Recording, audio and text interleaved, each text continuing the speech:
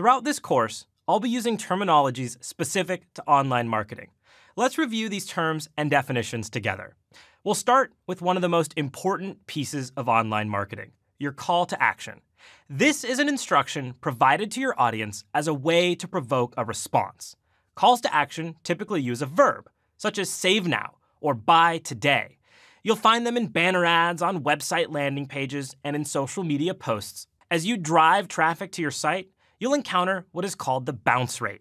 This is when a visitor arrives to your website but leaves after visiting only one page. They're said to have bounced, and your bounce rate is the percentage of those visitors. A bounce rate can apply to an entire website or a single page. Now, the traffic that bounced had to come from somewhere. Whether it was an advertisement or an email, you'll want to be measuring your click-through rate.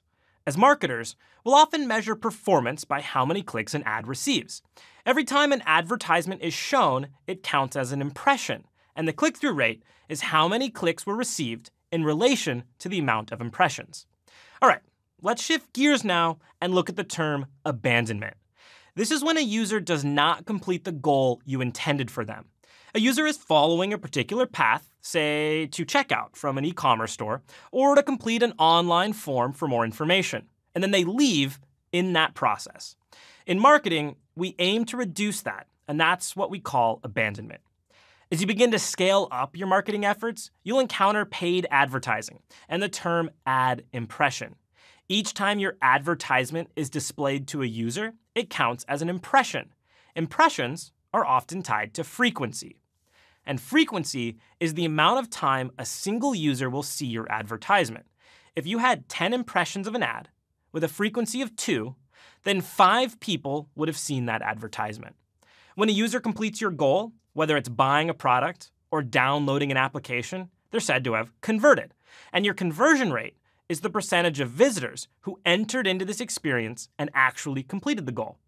To understand how a user converted, or when, we need to use what is called a tracking pixel. These are tiny 1x1 pixel images that are installed on your website to track conversions, website visits, and ad views. Now, advertising only makes sense if it brings you a positive return on investment. To discover that, we'll look at our cost per acquisition. You may also hear this referred to as CPA, or in some cases, cost per action. This is how much it costs you per goal completion. So, if you ran an advertisement with a goal of getting an application download, and that ad cost you $100, and if one person downloaded the app, despite the hundreds that clicked on it, the cost per acquisition for that single user would be $100. That CPA will then be compared to your lifetime value, or LTV. Every customer has a value. Some will buy once and never return. Others will become repeat buyers. Your lifetime value is a prediction of the net profit attributed to the lifetime of that customer's relationship with you. Typically, with paid advertisements, you want your cost per acquisition to be lower than your lifetime value. Now, later, we're going to talk more about banner advertisements and display ads. Here, I'll be referring to visual images, either static or animated, that are used to generate brand awareness or entice a user to click. Most banner or display advertisements will contain a call to action. Now, when you run these advertisements or share an offer, it's important that the user arrives on a page that is specific to your promotion. If you don't use one, it's unlikely that they'll convert. And this page that they first arrive on is called the landing page. Finally, let's look at an organic result. When you conduct a search on, say, Google, you have 2 types of results.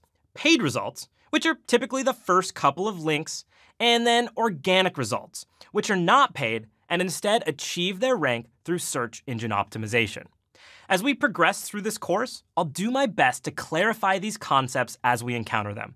But feel free to return to this movie to brush up on these definitions anytime.